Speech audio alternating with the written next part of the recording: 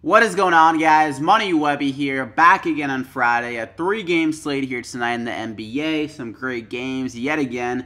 OKC Utah was an absolutely crazy game. Thunder coming back from like 25 in that game. Westbrook went bananas. We had him in the plays.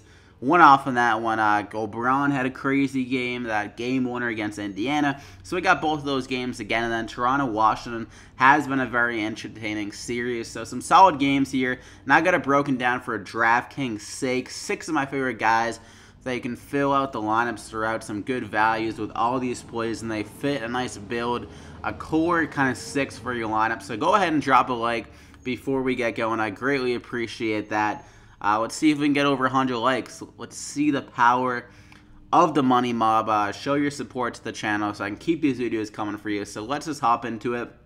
I'm going to go with Westbrook again. Seems like he is just going next level in these elimination games. He doesn't want to go home in this series and just hang it up. So another big game here is coming for Westbrook, I think.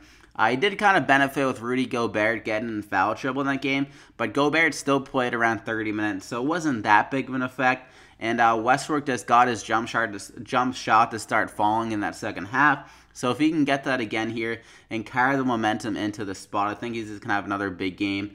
With Carmelo Anthony seeing some less run, it seems like they finally figured out that guy is really not helping out the lineup's sake. He's just missing shots and not really, if he's not producing an offense, he doesn't really supply anything to the team. So I think Westbrook is going to be getting some more shots here again with Carmelo Anthony seeing some less minutes. So I think it's going to be the Westbrook Paul George show yet again here. And Westbrook should be in line for over 60 DraftKings points. 75 last game. Had one of the historic games in NBA playoffs with 45 points and 15 rebounds and over 5 assists. I think he was like the third person to ever do that. So he's going to keep it going here. He's going to see some insane minutes as well. He got 44 minutes last game because it's this do or die scenario here. So Russell Westbrook, lock him in there. For my second guy, we're going to go with Bradley Beal. Has been really money in the bank at home. Just in the season, like I mentioned when I went with him in Game 3, the first game at home, shooting much better from the field at home. 40% from 3 compared to only 35% on the road. More DraftKings points, 4 more DraftKings points at home. So if you just look at the split so far in the series, like he really struggled in the first 2 games.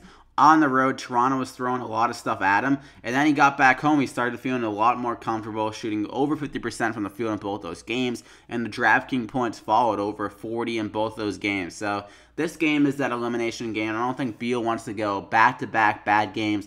I think he should bounce back here at home. Him and John Wall have really been like the only offense for this Wizards team.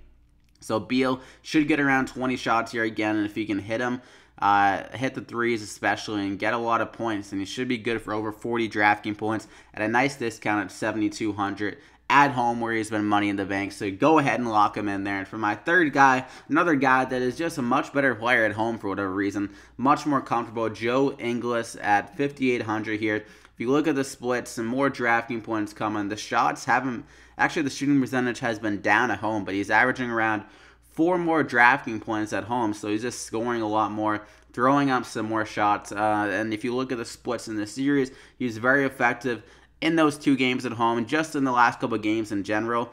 He played 42 minutes last game, probably due to Gobert being in a foul trouble, but Jay Crowder kind of stole the show last game, scoring over 20 points on the field. Don't expect Crowder to keep that up. He's not really that creative a player to be consistently throwing up a lot of points. So I think Ingles will be like probably that second scorer here behind Mitchell again, over 20 in both those games at home. And at 5,800, I think he should be able to get over 30 DraftKings points again here in this big game for the Jazz. They're definitely going to come out and try to close it out here before it gets to Game 7 with the Thunder. So Joe Ingles, lock him in there. Over 30 DraftKings points coming his way, I believe. And we're going to stick with the Jazz. Rudy Gobert at 7,000. I mentioned the foul trouble, so wasn't able to do that much, but he still had a solid game in 30 minutes. 31 DraftKings points. Almost got to 5 times value. So I think with him being probably most likely being out of foul trouble in this game, probably be a little bit more cautious about that, because we saw that the Thunder really took advantage of that. So I think he's going to try his best to stay out of foul trouble. So you should get up to like 35 minutes again here in this game. And the shot totals have been pretty solid, around like 8 per game, and then he's been getting those double-doubles in every game. So if you get that double-double for him, and he's very active on the defensive end, I think he can get around 35-plus DraftKings points here to get that safe 5 times value in the lineup. And like I said, the Utah Jazz are really going to come out here and try to end the series. So Gobert is going to be trying all he can to get a lot of blocks and be very active in the defensive end and on the glass. So go ahead and lock him in there. 4,700 remaining per player. And for my next guy, another guy that's really kind of came out in the series is Sabonis for the Pacers at 4,800. We saw in the regular season he was putting in some work against his Cavs team when Miles Turner was out. The guy was absolutely a beast, and he's continuing that recently. He's been money, 9 for 12 and 8 for 12 in the last 2 games. So he's not missing really at all against his Cavs team. Probably due to the fact they have no rim protector. So he's doing pretty damn well in those the short minutes that he's been getting. And now that the minutes have been trending up, due to how productive he's been, it's tough to keep him keep him off the court with how good he's been doing.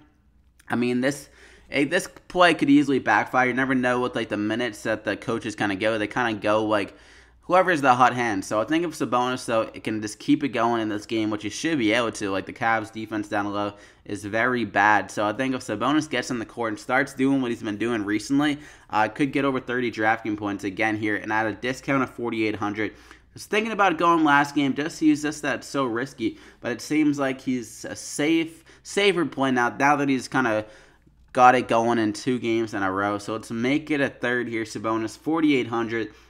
His upside is already around 30 DraftKings points, so 4,800. The price tag isn't that bad. Still a nice value. Lock him in there. So that's a top 5. 4,600 remaining per player. And for my Dollar Tree player of the day, my value guy, Kelly Oubre, at 4,200 going against Toronto, with some news that Otto Porter is questionable. He's banged up. He has a bone spur or something like that. Really been affecting his play, I guess. So I think Kelly Oubre can get some more run here in this game. He was doing pretty solid before last game. He was getting around 22 DraftKings points per game. Kind of struggled last game. Still got 14 points, but struggled from the field. 11 shots is good to see. A good volume for a guy at this price tag. So if he can just get a few more shots to drop here, and like I said throughout these videos, shooters normally perform better at home, especially these role players.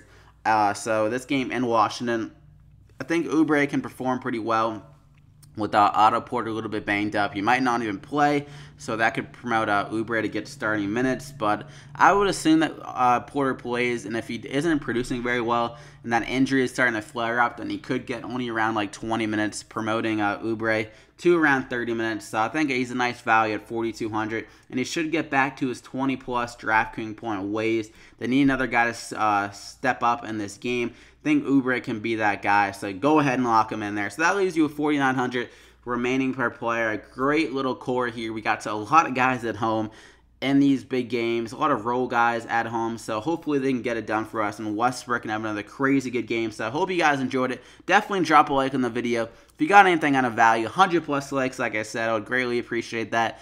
Keep these videos coming for you, and I wish you guys the best of luck. 3-game slate here. Subscribe if you're new here as well to get the rest of these NBA DraftKings picks for the playoffs. It's going to be a good one. Let's win some money here tonight. So good luck tonight, guys. Enjoy your Friday night NFL draft, whatever you're watching. A lot of stuff on TV. We'll see you back here again tomorrow.